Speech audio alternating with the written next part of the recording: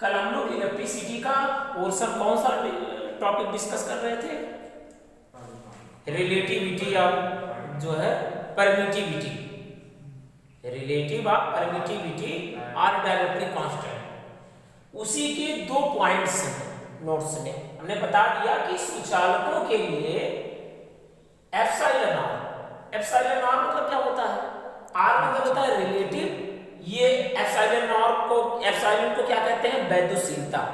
ठीक है, इसे परमिटिविटी, रिलेटिव परमिटिविटी, ठीक है, इसे हम कहते हैं आपेक्षिक विद्युतशीलता। ऐसी कंडीशन में सुचालकों के लिए जब आपेक्षिक वैद्युशीलता अनंत होती है तब उस पर लगने वाला बल क्या होगा? शून्य होगा। ओके, दूसरी कंडीशन होती है कि वायु अथवा निर्वात के लिए एप्सिलॉन आर इक्वल टू 1 होता है, मतलब आपेक्षिक विद्युतशीलता का जो मान होता है वो 1 होता है। ओके, मतलब सुचालकों के लिए 0 जो लगने वाला बल है, और ये जो इसका आपेक्षिक विद्युतशीलता का जो मान है वो क्या होगा? इनफाइनाइट होगा। लेकिन वायु अथवा निर्वात के लिए एप्सिलॉन आर का मान क्या होगा? 1 होगा। ठीक उसी पर एक न्यूमेरिकल दिया है, कहता है कि धातु के दो गोले वायु में 8 मीटर की दूरी पर रखे हैं। किसमें? वायु में। प्रत्येक गोले पर 10⁻⁻12 कूलाम आवेश है। गणना कीजिए। हमें Q की वैल्यू कितनी दी गई है? ठीक है, ऊपर मिटा दे रहे हैं ये पॉइंट आपकी, देखिएगा Q की वैल्यू कितनी दी गई है? Q की वैल्यू 10⁻⁻12। ओके, और ये 12 होगा क्या? Q1 equal to Q2 equal to 10⁻⁻12 coulomb. R equal to कितना दिया गया? 8 मीटर। गणना कीजिए गोले के बीच प्रतिकर्षण बल। अब प्रतिकर्षण बल कब होगा? क्योंकि बताया भी गया है कि प्रतिकर्षण बल तभी होगा जब दोनों के आवेश क्या हो? समान आवेशों में प्रतिकर्षण और विपरीत आवेशों में आकर्षण का गुण होता है। अब अकॉर्डिंग टू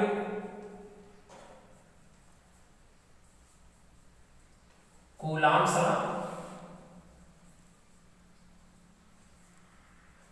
कूलाम का नियम क्या होता है? F equal to K Q1 Q2 upon R square. Okay, अब देखिएगा वैल्यू पुट कर दीजिए। K की वैल्यू 9 × 10⁻9, 9 × 10⁻9। Q1 की वैल्यू 10⁻12, Q2 की वैल्यू 10⁻12 अपॉन R की वैल्यू कितनी है? 8 मीटर, 8 का होल स्क्वायर। कोई प्रॉब्लम? तो ये क्या हो जाएगी? ये R की जो वैल्यू होगी 10⁻12 और 10⁻12 कितना हो जाएगा? 10⁻24। ओके, तो ये हो जाएगा 9 × 10⁻9 और इंटू 10⁻24, और 8 जा कितना हो जाएगा? 64। कोई प्रॉब्लम? अब ये प्लस है, ये माइनस है, तो 24 में से 9 आप माइनस करोगे तो कितना होगा? 24 में से माइनस करोगे जब 9 कितना होगा? 16। कितना? 16 बताइए। 9 × 10⁻15। अब देखिए इसके आगे माइनस, और माइनस बड़े के आगे माइनस चिन्ह है तो -50। ठीक है, अपॉन 64। 64 से आप क्या करिए? डिवाइड कर दीजिए, 9 में भाग दे दीजिए। 64 से आप 9 में भाग दीजिएगा, 0.1 बार जाएगा। ठीक है, कितना हो गया? 10 में से 4 जाएगा 6। अब ये बचेगा 8 में से 6 जाएगा 2, 0 बढ़ाएंगे कितनी बार जाएगा? 4 बार जाएगा, तो हो जाएगा 4 4 जा 16 और 4 6 जा 24 और 25, इतना हो गया। ठीक है, फिर ऐसे आप बढ़ाते जाइएगा तो कितना आया मान इसका? 0.14 इंटू 10⁻⁻15 न्यूटन। क्या? प्रतिकर्षण बल। ठीक है, कहता है कि कोई गोला दिया गया है, किसी धातु का गोला है जिस पर आवेश Q1 = Q2 = 10⁻12 कूलम। ओके, इनके बीच की जो डिस्टेंस है 8 मीटर है। हमें पूछ रहा है, कह रहा है कि प्रतिकर्षण बल की गणना कीजिए। और प्रतिकर्षण बल क्या होता है? समान आवेश होंगे तो प्रतिकर्षण होगा। ठीक है, तो देखिए आवेश दोनों के समान कंडीशन में है, Q1 का भी मान वही है और Q2 का भी मान वही है। तो जब सारी वैल्यू पुट करते हैं तब ये इतना न्यूटन इसका मान आता है। दूसरा क्वेश्चन कह रहा है यदि गोले को उतनी ही दूरी पर, ये तो कंडीशन किसकी आई? लगने वाला बल वायु में लगने वाला बल। अब कह रहा है यदि गोले को उतनी ही दूरी पर जल, किसमें? जल, जिसका परावैद्युतांक के बराबर 90 में रखा जाए तो उनके बीच प्रतिकर्षण बल का मान ज्ञात कीजिए। तब देखिएगा क्या होगा। ऐसी कंडीशन में आप क्या करते हैं? जल में रखने पर, दूसरा आंसर, जल में रखने पर क्या वैल्यू होती है? फार्मूला क्या कल हम लोग डिस्कशन किए थे? F जल इक्वल टू F वायु बटे एप्सिलॉन नॉट। ठीक है, तो एप्सिलॉन नॉट। अब F वायु की वैल्यू कितनी आई है? 0.14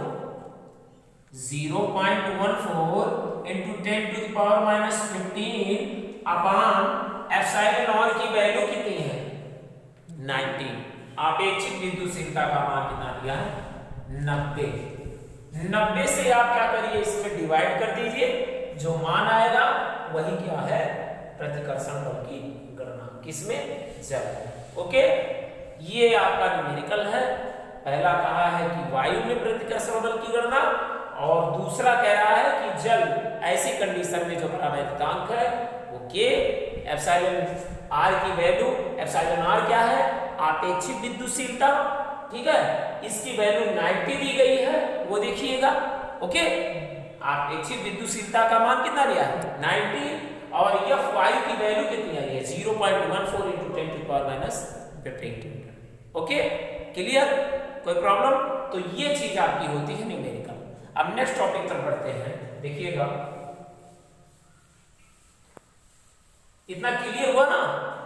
ये वैल्यू उसी फार्मूले पे जब कल जो हम लोग डिस्कशन कर रहे थे, जिसके बारे में हम लोग डिस्कशन कर रहे थे कल, वही है। अब हम लोग डिस्कस करते हैं कूलॉम्स लाइन वेक्टर फॉर्म। ठीक है,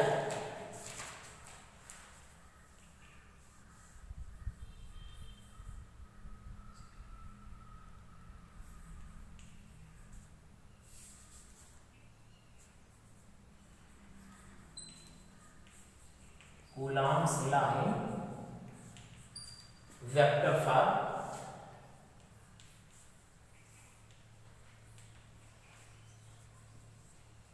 कूलॉम के नियम का सदिश स्वरूप।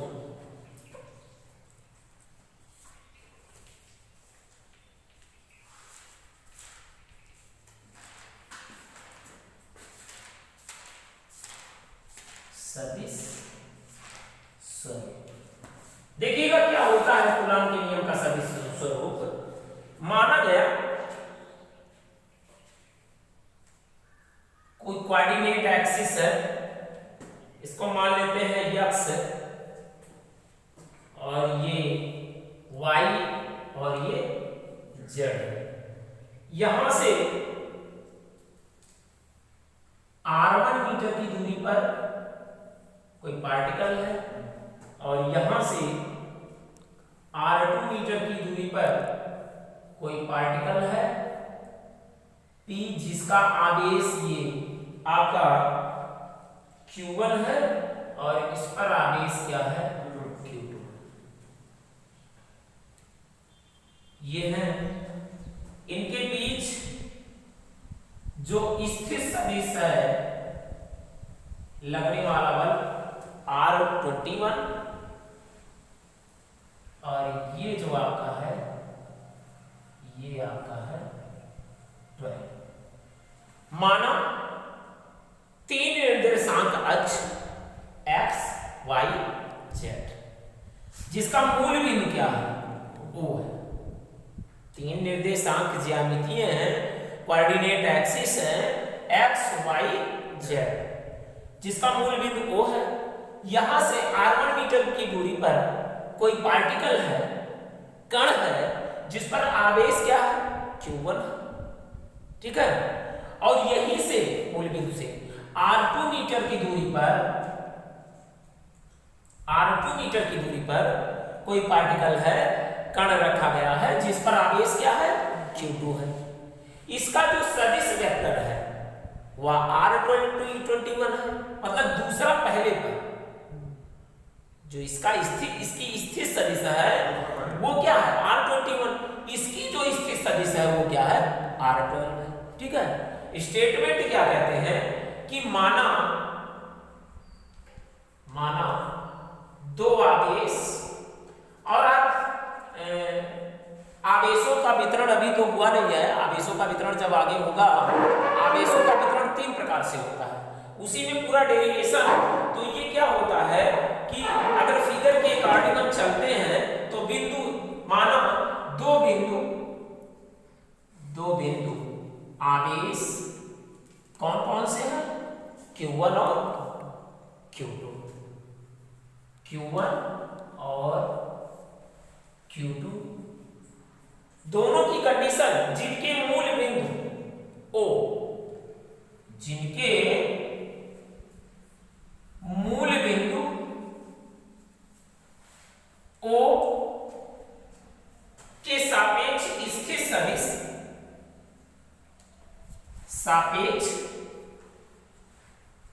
स्थित सदिश क्या क्या है R1 और R2, मतलब इनकी स्थितियां मूल बिंदु से ये R1 है और ये क्या है इसके R2 है, R1 का R2 है, ओके, ये चीज होती है। अब देखिएगा यदि Q1 के सापेक्ष Q2 का स्थिर सदिश R1 है तो यदि आवेश Q1 के सापेक्ष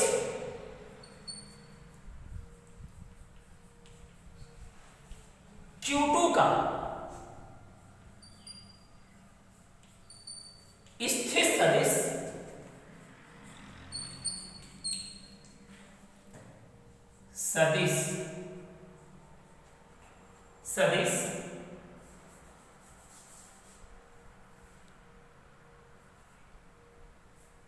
R21 स्थिर सदिश क्या है, कहता है कि यदि आवेश Q1 ये है ना, Q1 के सापेक्ष Q2 ये है, Q2 का स्थिर सदिश क्या है R21 है, ठीक है।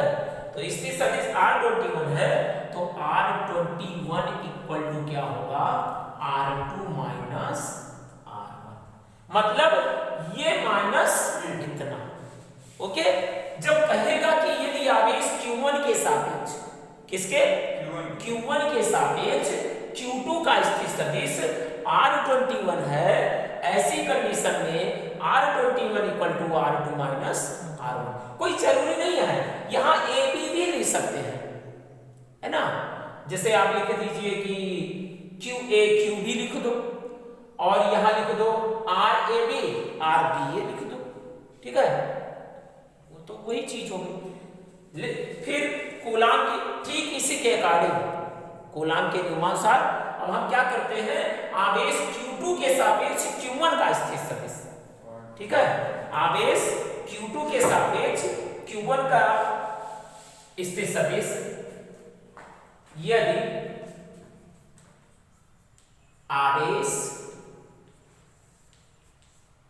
Q2 के सापेक्ष Q1 का स्थिर सदिश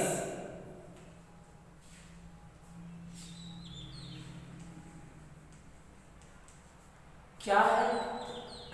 R12 equal to R1 minus. Okay, अब कूलाम के नियमानुसार, कूलाम का सरलतम रूप क्या कहता है आप जानते हैं। कूलाम के नियमानुसार इसी पे पहले चलते हैं, इस पे पहले कंडीशन कूलाम का नियम फॉलो करते हैं, फिर इस पर करते हैं। ठीक है, तो कूलाम के नियमानुसार क्या होगा ये आप देखिएगा।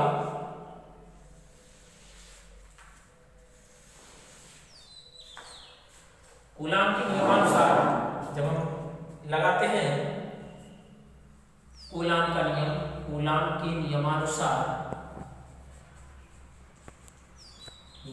और कूलाम का नियम आप जानते हैं क्या होता है, F equal to K Q1 Q2 upon R square. ठीक है, तो आवेश नियमानुसार आवेश Q2 पर आवेश Q1 के कारण, Q2 पर आवेश Q1 के कारण वैद्युत बल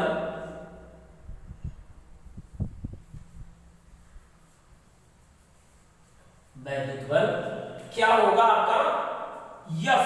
अब देखिए ये इस कंडीशन में जो वैद्युत बल होगा उसको इधर लेके चल रहे हैं, F21 किसके कारण? कूलाम के नियमानुसार आवेश Q2 आवेश है, Q2 पर आवेश Q1 के कारण वैद्युत बल F21 इक्वल टू K और Q2 Q1 अपान R21। ओके, ये चीज होती है। ठीक है, फिर से एक बार बताते हैं, देखिएगा। और ये आपका वेक्टर है, ये आपका स्केलर होगा। उन्होंने कहा कि माना दो बिंदु आवेश हैं Q1 और Q2 और जिनके मूल बिंदु O है, यहां से तो इसकी स्थितियां हैं R1 और R2। ठीक है, फिर कहते हैं यदि आवेश Q1 के सापेक्ष Q2 का स्थिर सदिश R21, Q2 का स्थिर सदिश क्या है? R21 है, इसका क्या है? R12। ऐसी कंडीशन में R21 equal to R2 minus R1। Coulomb के नियमानुसार आवेश Q2 पर आवेश Q1 के कारण वैद्युत बल, तो Q2 पहले है Q1 बाद में है, तो Q2 अर्थात उस पर लगने वाला बल क्या होगा?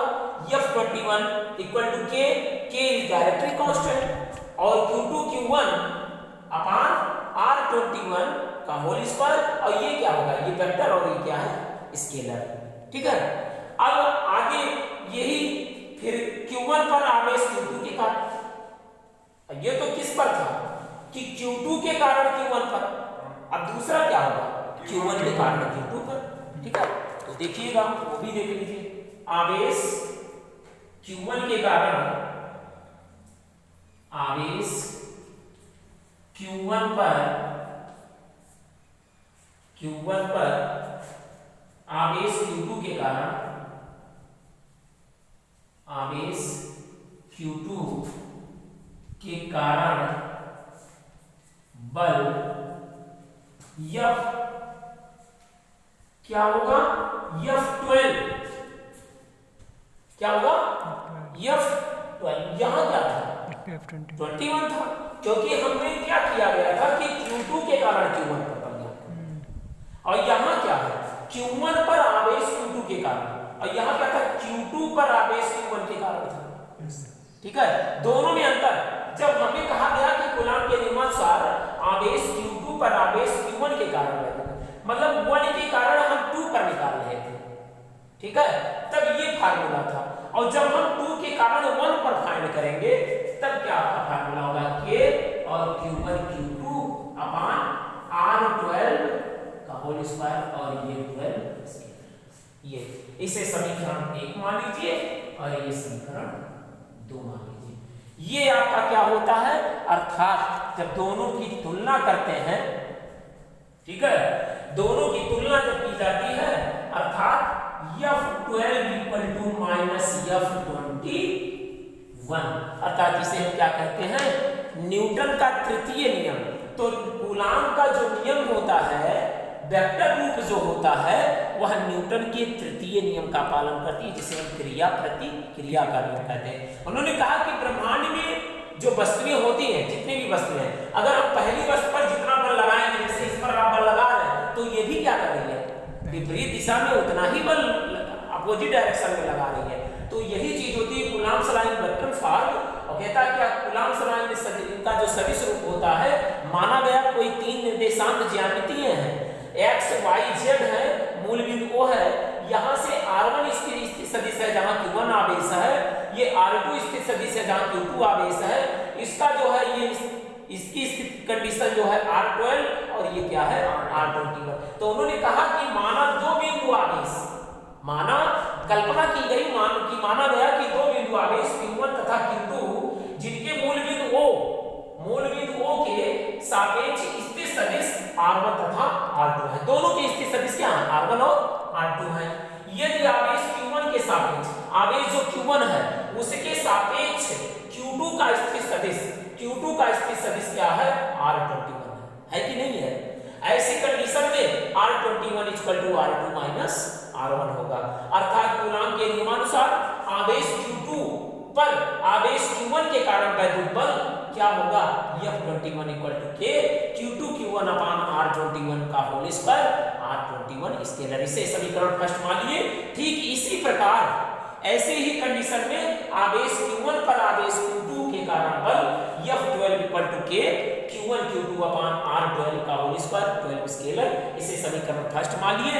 दोनों की जब तुलना किए तो ये क्या हो गया, F12 equal to minus F21। यही जो होता है कूलाम के नियम का सदिश स्वरूप होता है, और इसे हम कहते हैं कि न्यूटन के तृतीय जो नियम होता है वह कूलाम के सदिश स्वरूप के नियम का पालन करती है। यही है। Thank you. आप बस आज इतना